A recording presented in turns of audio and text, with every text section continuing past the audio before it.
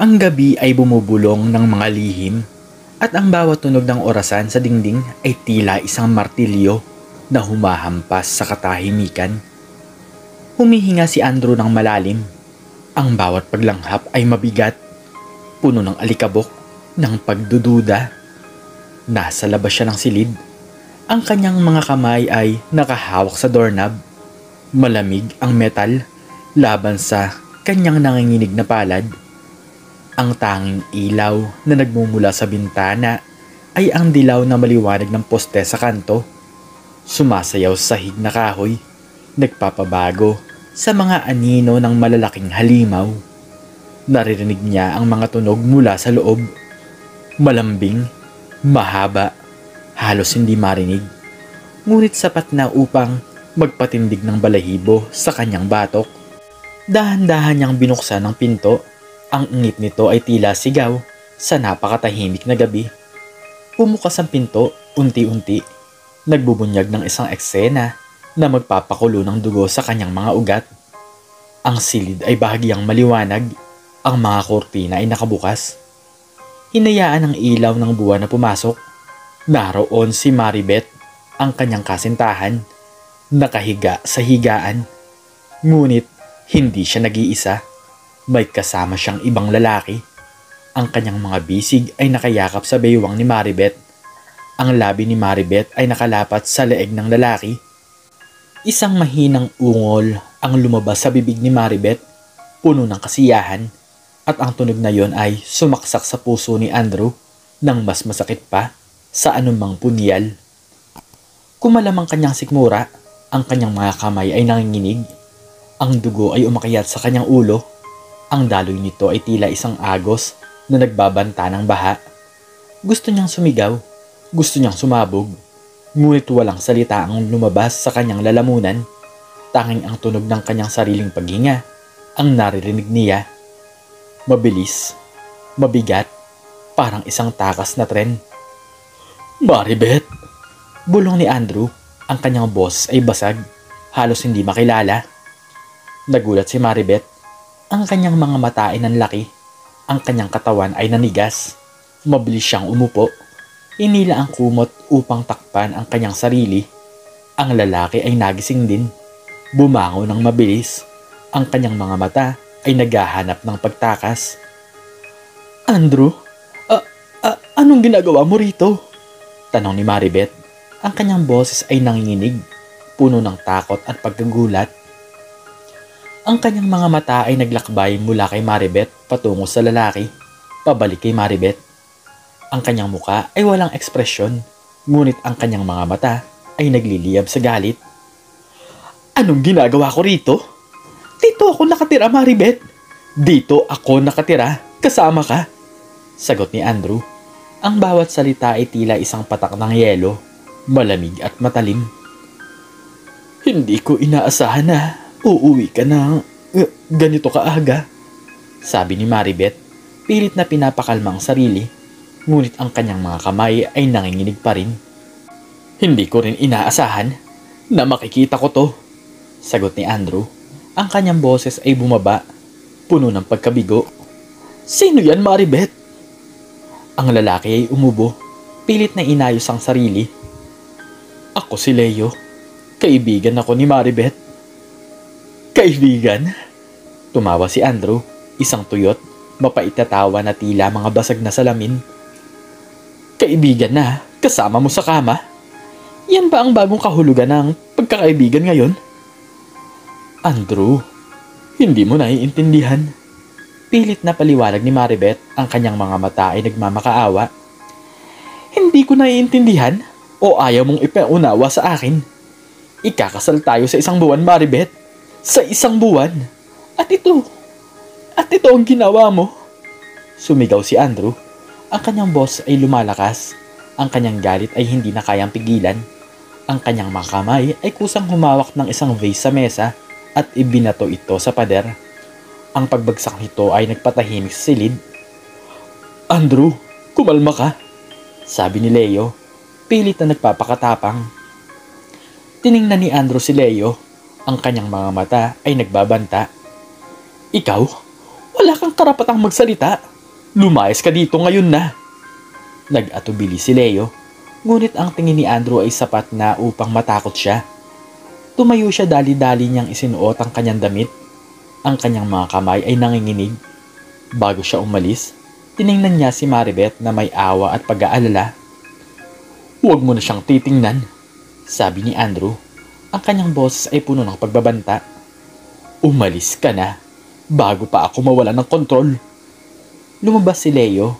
Ang tunog ng kanyang mga yabag ay lumayo hanggang sa mawala ito sa katahimikan ng gabi.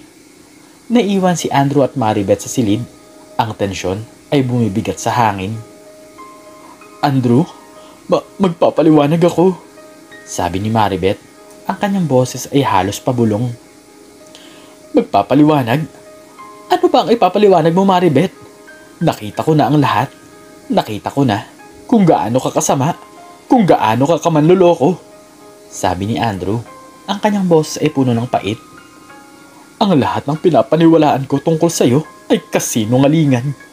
Ang ating pagmamahalan, ang ating kinabukasan, ang lahat ay isang malaking biro."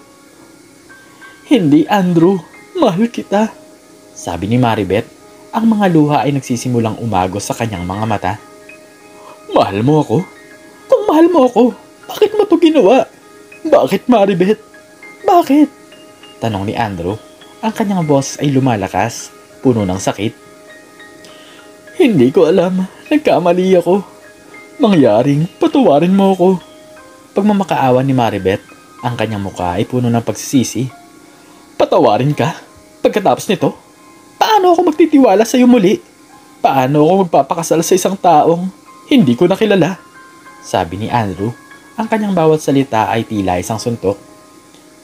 "Bigyan mo ako ng isa pang pagkakataon, Andrew. Magbabago ako. Gagawin ko ang lahat para sa iyo." Pagmamakaawa ni Maribeth.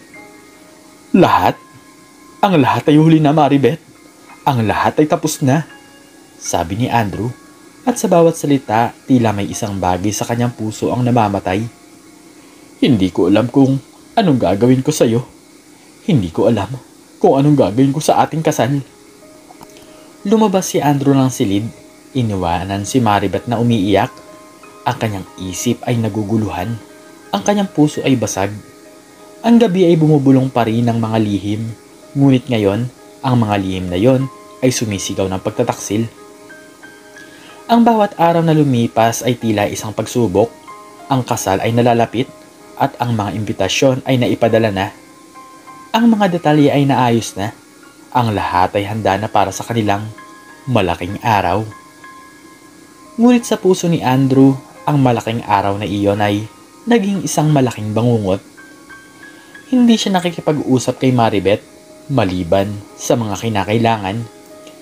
Ang kanilang bahay ay naging isang lugar ng katahimikan, puno ng mga hindi nasabing salita at mga lihim na galit. Ang mga tawag ni Maribeth ay hindi niya sinasagot. Ang kanyang mga mensahe ay hindi niya binabasa.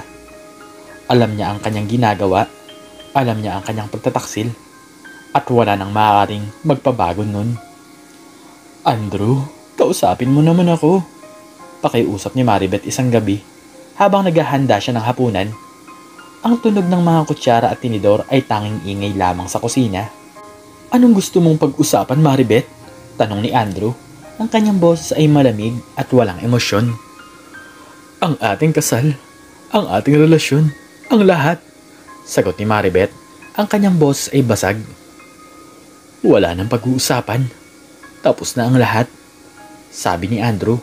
Ang kanyang mga mata ay nakatingin sa labas ng bintana sa madilim na kalangitan. Hindi pa tapos. Alam kong nagkamali ako, Andrew, pero mahal kita. Pakiusap, magsimula tayo ulit. Kalimutan na natin ang lahat." Pagmamakaawa ni Maribeth, lumapit sa kanya, pilit na hinahawakan ang kanyang kamay. Inalis ni Andrew ang kanyang kamay. "Kalimutan? Paano ko makakalimutan ang nakita ko? Ang sakit na nararamdaman ko. Ang pagtataksil na ginawa mo sa akin." "Andrew, isang pagkakamali lang yun. Hindi na mauulit," sabi ni Maribeth. "Isang pagkakamali? O isang ugali na hindi mo kayang ibunyag sa akin? Tanong ni Andrew. Ang kanyang boses ay puno ng pagdududa. Paano ko malalaman? Paano ako magtitiwala na hindi mo nagagawin yun?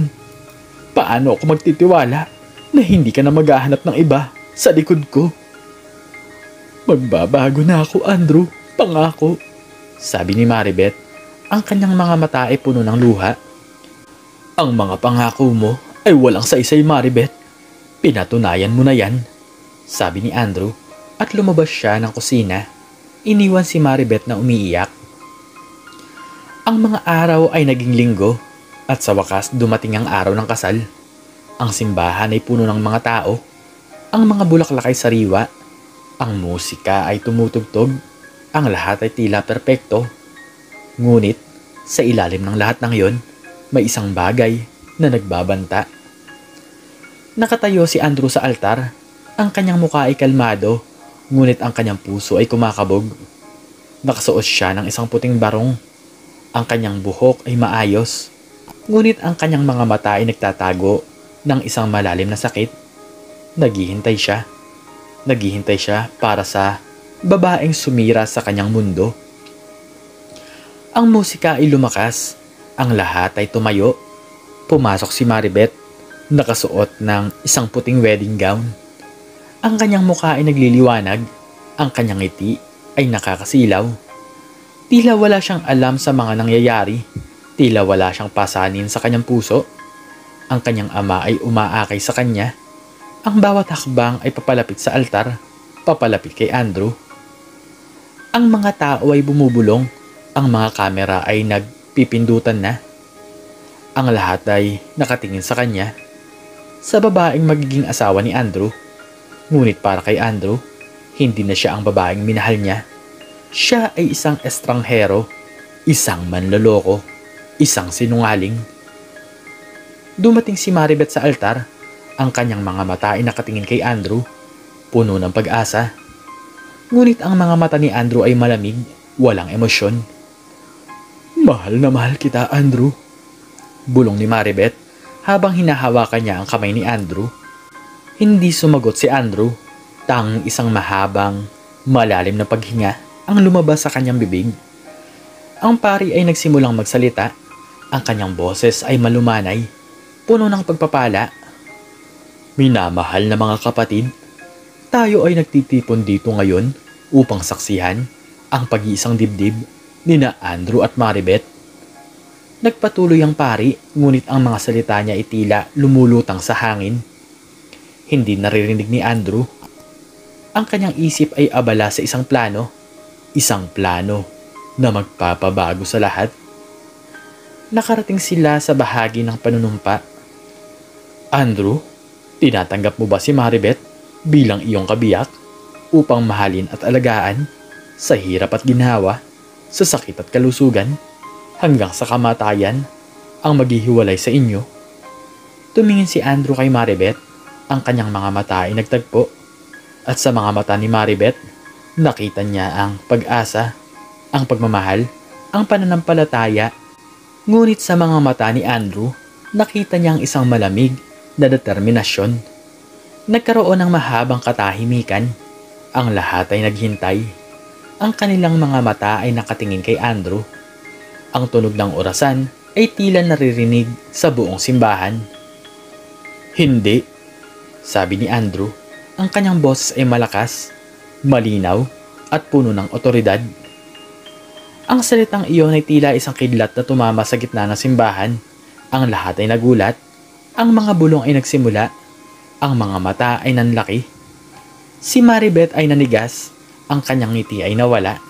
Ang kanyang mukha ay nagbago, puno ng pagkahilo at pagkabigla. Anong sabi mo, Andrew? Tanong ng pari.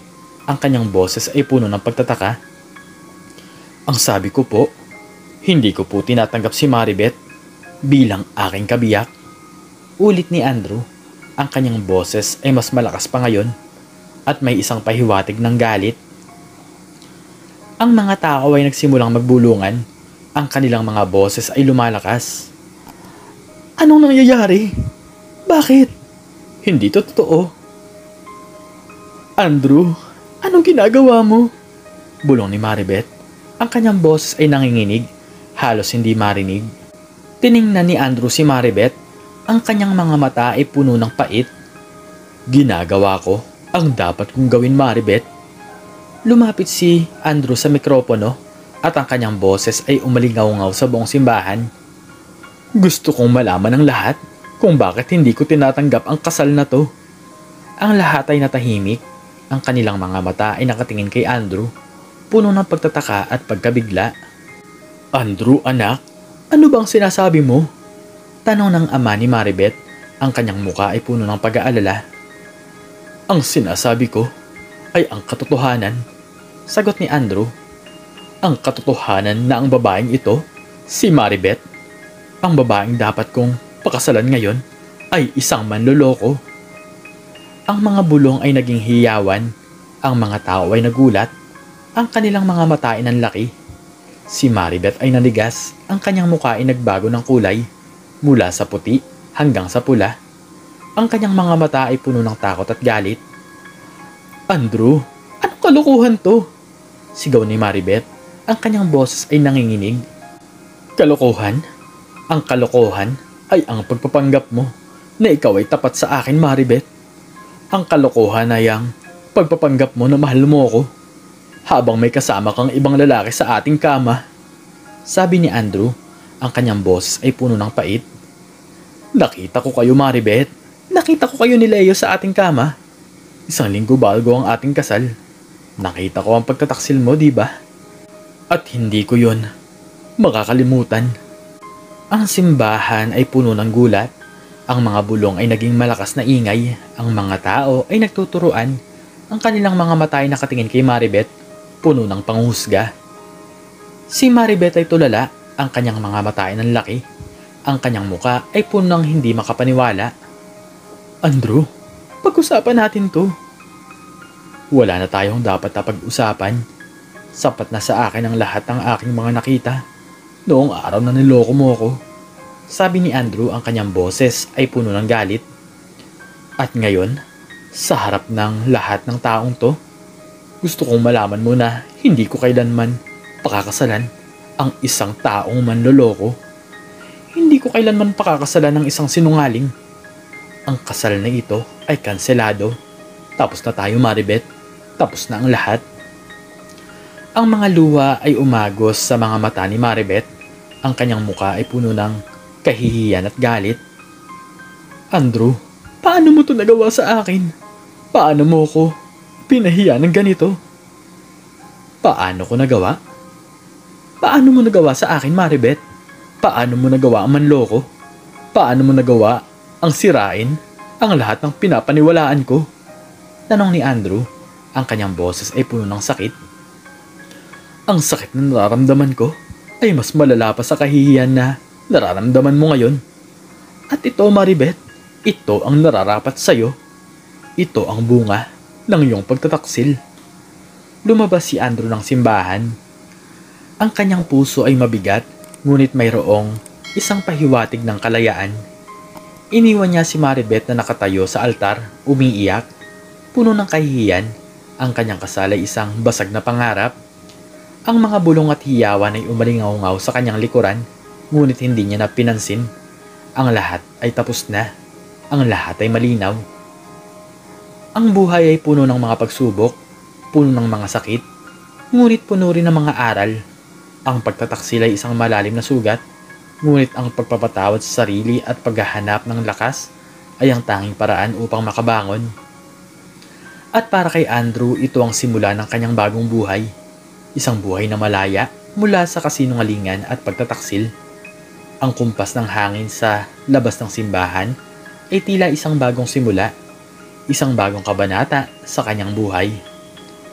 Lumipas sa mga buwan at ang sugat sa puso ni Andrew ay dahan-dahang naghilom. Ang tunog ng orasan ay hindi na nagpapaalala ng sakit, kundi ng bawat segundong lumilipas, bawat segundong nagdadala ng bagong pag-asa. Nag-focus siya sa kanyang trabaho, sa kanyang mga kaibigan, at sa pagtuklas muli ng kanyang sarili. Ang dating Andrew na puno ng pag-ibig at pagtitiwala ay bumalik. Ngunit ngayon, mas matalino, mas malakas, at mas handa para sa mga hamon ng buhay. Isang araw habang naglalakad siya sa parke, nakita niya si Maribeth. Nakaupo ito sa isang bangko, mag-isa. Ang kanyang mga mata ay malungkot, nakatingin sa malayo. Hindi na siya ang dating Maribeth na puno ng sigla at ngiti. Tila may mabigat na pasanin sa kanyang balikat. Ang hampas ng mga dahon sa hangin ay tila bumubulong sa kanyang kalungkutan. Nag-atubili si Andrew. Ang kanyang puso ay kumabog ng bahagya, ngunit hindi na sa sakit o galit, kundi sa isang pahiwatig ng awa. Lumapit siya. "Maribeth?" tanong ni Andrew. Ang kanyang boss ay malumanay. Nagulat si Maribeth. Tumingin siya kay Andrew. Ang kanyang mga mata ay nanlaki, puno ng pagkabigla. "Andrew? Anong ginagawa mo dito?" "Naglalakad lang. Ikaw?" tanong ni Andrew at umupo sa kabilang dulo ng bangko.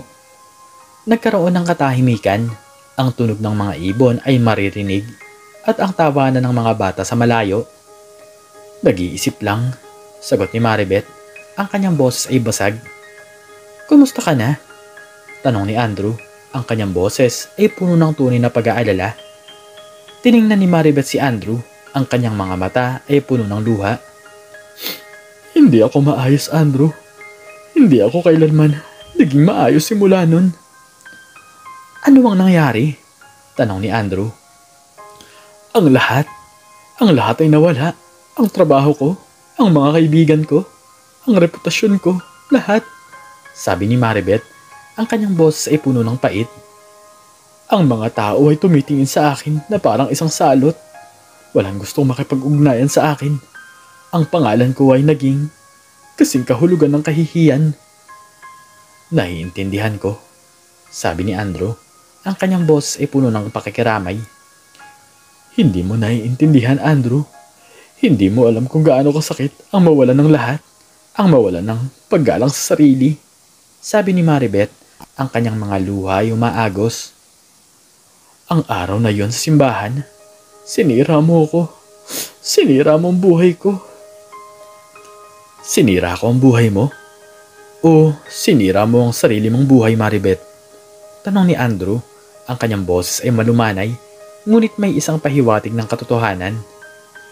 "Ang mga desisyon mo ang nagdala sa'yo sa sitwasyong to. Hindi ako, Maribeth. Ang pagtataksil mo ang nagdala ng kahihiyan, hindi ang pagbunyag ko nito." Napatahimik si Maribeth. Ang kanyang mga mata ay nakatingin sa malayo. Alam kong kasalanan ko. Hindi ko lang matanggap ang lahat ng nangyari. Mahirap tanggapin ang katotohanan lalo na kung masakit," sabi ni Andrew.